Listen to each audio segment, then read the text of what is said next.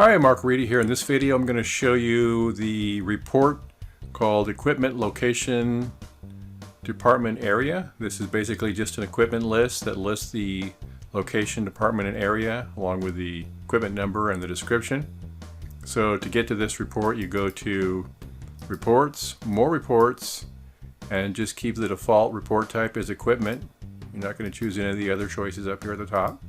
And then you just select the equipment location department area, and we're going to go ahead and click preview, and this one's going to be sorted by equipment number. So you can see equipment number over here on the left, description, location, department or area, and come back here. Yeah, you can see how the location here, this one jumps to Albany from Rochester. And then back to Rochester again.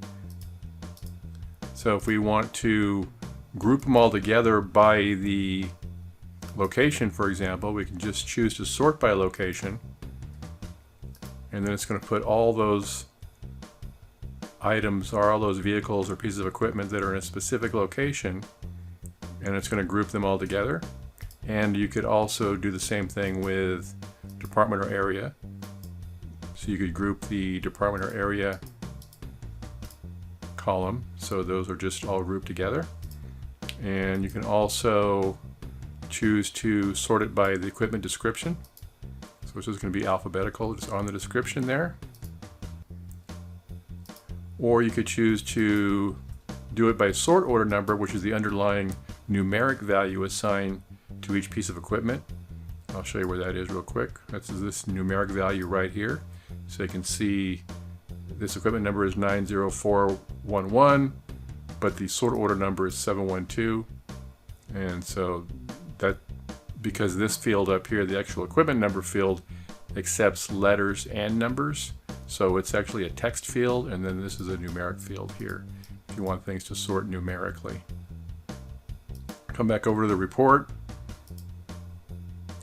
And you can also choose to go from equipment number from and to.